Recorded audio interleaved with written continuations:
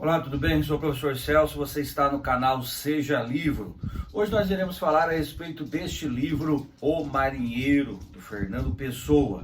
Trata de uma peça de teatro selecionada como leitura obrigatória para o vestibular da Unicamp. Mas independente de vestibular, sempre é importante conhecer a obra desse poeta, desse escritor português, o Fernando Pessoa. Então vamos lá? Essa peça foi escrita em 1915 e publicada originalmente no primeiro número da revista Orfeu, uma revista dedicada a difundir o modernismo em Portugal. Trata-se de uma peça chamada pelo próprio Fernando Pessoa de estática. Por que estática? Porque ela não se movimenta, igual aqui, estou eu parado, só movimento os braços, né? Então não há movimentação.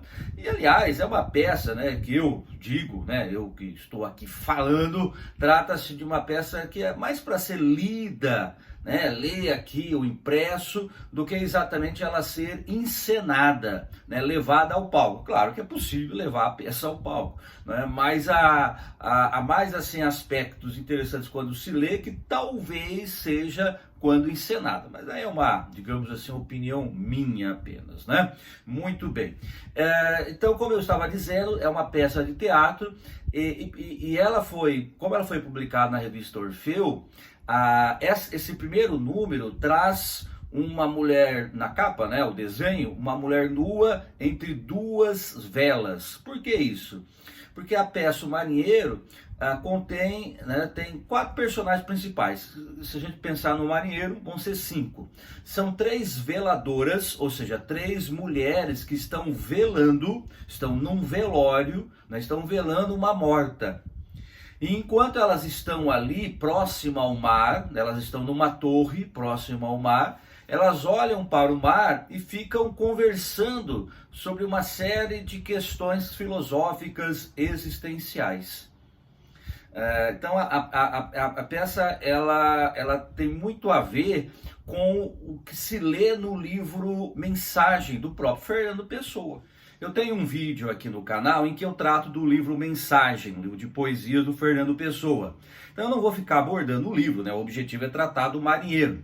Mas há uma relação, há um diálogo intertextual, ainda que implícito, entre os dois livros. Afinal, o livro Mensagem fala sobre a construção de Portugal, que se deu essencialmente pelo mar. Então, por isto, o título da peça O Marinheiro.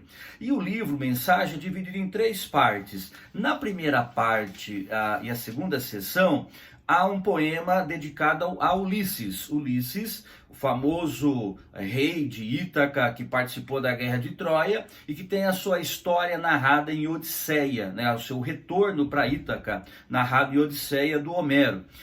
Segundo a lenda, claro que é uma lenda e tal, Ulisses teria chegado até onde hoje fica Lisboa e teria fundado, teria dado a base para a fundação de Lisboa. Trata-se de um mito, trata-se de uma lenda a que o Fernando Pessoa faz referência do seguinte modo: o mito é nada que é tudo.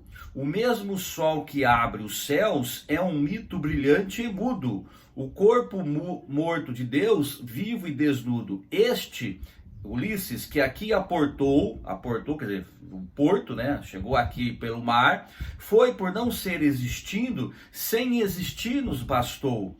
Por não ter vindo, foi vindo e nos criou. Quer dizer, será que ele veio? Não veio, mas o fato é que o mito é o nada que é tudo. Assim a lenda se escorre a entrar na realidade e a fecundá-la decorre, embaixo a vida, metade de nada morre. Então é muito interessante porque há um diálogo entre esse poema em particular do Mensagem, o contexto do livro Mensagem e o livro Marinheiro, a peça de teatro Marinheiro. Por quê? Porque as 3 veladoras estão sempre olhando para o mar. E a segunda veladora, elas não têm nomes. É a primeira veladora, segunda e a terceira. A segunda conta um sonho. E ela conta um sonho exatamente de um marinheiro. Esse marinheiro, segundo o sonho que a segunda veladora conta, teria se perdido e teria tido a necessidade de criar uma nova pátria, um novo universo para ele. Então, isso tem muito a ver com o próprio conceito que está na base do livro. Porque é muito interessante que as três personagens ficam a todo instante, né, dizendo: será que nós existimos? O mito é o nada que é tudo. Será que nós existimos? Ou será que somos o sonho de alguém? E a gente, por sua vez, está sonhando com alguém e esse alguém passa a existir. Então há um conceito ali em torno do que é a verdade, do que é a realidade. Será que a realidade é algo tangível, é algo que a gente capta, ou é apenas uma suposição? Claro, estamos aqui, né? Eu sou real, você que está assistindo também é uma pessoa real, mas aquilo que nós imaginamos sobre a realidade, será que é a realidade efetiva ou não? Então esse é o conceito subjacente ao livro O Mensageiro. Há um outro aspecto que, né, mais do contexto, Portugal, assim como o Brasil já tinha acontecido, né, em 1889, em 1910 Portugal teve a proclamação da República, né? Então até 1910 Portugal era uma monarquia. E o Fernando Pessoa era monarquista, né? Teve a sua formação baseada numa visão monarquista. Então, a peça ela tem um tanto a ver também com a reconstrução de Portugal. Será que Portugal vai, né, naquele momento pelo menos, se tornar, né, vai retomar assim a sua grandeza que já teve? Afinal, Portugal foi um grande império marítimo, né, descobriu, colonizou vários territórios, inclusive aqui, né, o Brasil, Zil, não é isso? Então, será que Portugal vai recuperar a sua glória ou não? Será que essa é uma glória real ou não é real? Então são os conceitos subjacentes ao livro O Marinheiro. E até porque, como eu acabei de dizer, a Portugal se fez grande, se tornou um império pelo mar. Né? No livro Mensagem, né, o Fernando Pessoa tem aquele poema, né, cujos versos são muito repetidos, viraram até um clichê: tudo vale a pena se a alma não é pequena. Está ali no livro Mensagem. Quer dizer, será que valeu a pena a conquista marítima? Será que valeu a pena a morte de muitos portugueses? E aí, né, ele tem essa frase, né, no contexto ali, evidentemente, do poema. Então, ó mar, né, mar salgado, quanto de teu sal são lágrimas de Portugal, está no mesmo poema, ok? Então, quer dizer, Portugal se fez pelo mar, né, o Império Português se fez pelo mar. Não, então, não por acaso a peça aqui tem esse título, O Marinheiro. Mas o marinheiro não é real, é um sonho da segunda veladora. Mas, ao mesmo tempo, esse sonho tem, assim, uma importância tão grande que ela conta as outras veladoras, né? Elas precisam passar o tempo, então cada uma conta alguma coisa, né, da própria vida, mas sempre nesse clima onírico, quer dizer, nesse clima de sonho. Será que aquilo que nós estamos falando é a realidade ou nós estamos apenas supondo a realidade?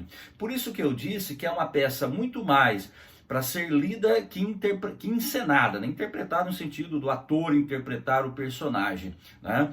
Então, encenada. Por quê? Porque ela é uma peça de caráter filosófico e por isso também o próprio Fernando Pessoa chamou a peça de estática, né? Parada. Né? Imagina, 3 mulheres velando uma morta. E é interessante porque em dado momento elas pensam: será que essa morta não está sonhando com a gente? Será que a própria morta existe e nós não fazemos parte do sonho de alguém? Outro aspecto para a gente poder entender a peça tem a ver com a própria personalidade do Fernando Pessoa, personalidade criadora, né, evidentemente. Como se sabe, Fernando Pessoa criou heterônimos, quer dizer, outros nomes para escrever poemas de estilos diferentes. Há vários heterônimos, mas 3 se destacam, né? Normalmente, quando se estuda o Fernando Pessoa, se dá ênfase a 3 heterônimos: o Alberto Caeiro, o Ricardo Reis e o Álvaro de Campos. E aí é interessante porque, veja, o Fernando Pessoa, ao criar heterônimos, ele está dando vida a pessoas que não existiram de fato, mas passam a existir, por quê? Porque falamos sobre eles. Inclusive, ele cria, né, a biografia de cada um desses heterônimos, quando nasceu, quando morreu, o que escreveu, o que pensava. Então, o que se tem ali é o papel criador da literatura. Veja, esta peça está aqui, né? Está aqui no livro, está impressa. Se o livro ficar assim, é bem curtinha, né? Dá para ler a peça aí em 40 minutos, mais ou menos. Então é bem curtinho, mas se ela ficar assim fechada, paradinha, o que vai acontecer? Ela não vai existir para mim. Ela só existe para mim quando eu leio. Que, aliás, né, o Alberto Caeiro fala sobre isto, né? O que é o vento, né? O que diz o vento? O vento não diz nada, né? Diz apenas aquilo que você quer que ele diga. Então, veja, a literatura é algo, entre aspas, né, morto. Por quê? Porque está aqui, né, como a morta que está ali sendo velada. Se ninguém falar dela, se ninguém a velar, ela vai estar ali paradinha e pronto, não é? Então a literatura, né, num sentido mais amplo, né, simbólico, metafórico, é uma morta. Ela só vive quando? Quando eu abro o livro e começo a ler. Aí essas veladoras e a própria morta, escritas em 1915, ganham nova vida ao serem lidas, a história delas, ao ser lida agora, em 2020, 2021, 2022 e assim por diante, não importa quando, né? Então, por isso que a literatura, como diria o próprio Fernando Pessoa também num poema famoso, Autopsicografia, né? A literatura é um fingimento. Ele diz lá assim, olha, o poeta é um fingidor.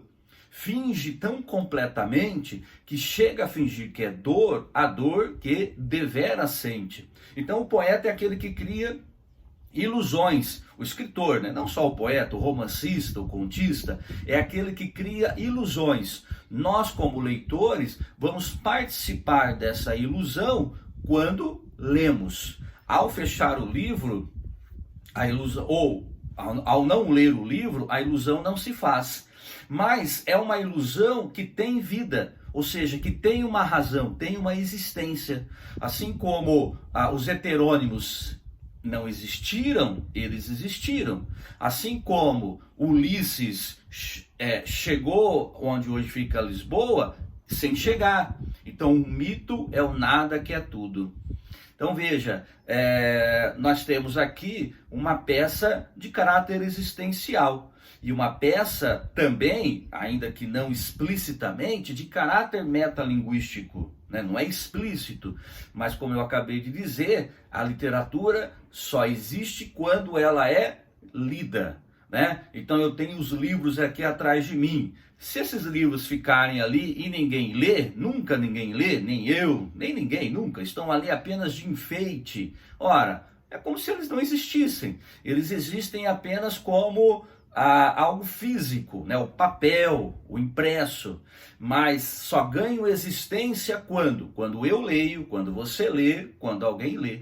Então, uma história, né? Uma história literária deixa de ser uma história morta quando ela é trazida para a realidade. E aí nós, como leitores, fazemos o quê? Uma projeção daquilo que lemos. Nós vamos imaginando, né? Nós imaginamos, criamos as imagens em torno daquilo que nós lemos. E aí o que acontece? Aquilo que não existia passa a existir, ao menos na nossa mente, né? E a mensagem, olha aí o livro, Mensagem, né? O Marinheiro, a mensagem daquilo que está impresso e que eu trago para a vida ao ler é levado adiante.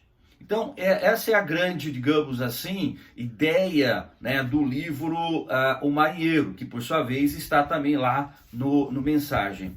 Veja só como é que finaliza. Aqui não tem problema de falar o final da peça, tá? Porque elas estão apenas velando. Agora é agora, sim, acordou alguém. Há gente que acorda. Quando entrar alguém, tudo isto acabará. Até lá, façamos crer que todo esse horror foi um longo sono que fomos dormindo. Quer dizer, a vida é dia já, vai acabar tudo, e de tudo isto fica, minha irmã. Elas não são irmãs, né? É só modo de falar, tá? Que só vós sois feliz, pois acreditais no sonho, né? Falando para a segunda veladora. E a segunda diz assim: por que é que mo perguntais? Porque eu disse? Não acredito. Então, veja, né? Toda a peça se faz em torno do sonho, da morte, da viagem, do mar, né? Que são alguns símbolos importantes ali, no caso especificamente o mar, né? Para Portugal, e que tem como mensagem maior a reflexão em torno do futuro de Portugal, e tem também como reflexão o próprio universo literário, né? A construção da realidade a partir de determinados olhares, a partir de um olhar subjetivo. Ok? Então é uma peça, já para finalizar, é uma peça que tem um caráter filosófico, cuja leitura vale muito a pena, até para lembrar o Fernando Pessoa, né? Tudo vale a pena se a alma não é pequena. Isso aí, meu povo, grande abraço, se inscreva aí no canal, né? Dê o seu like também, isso tudo vai ajudando a gente, tá bom? Grande abraço.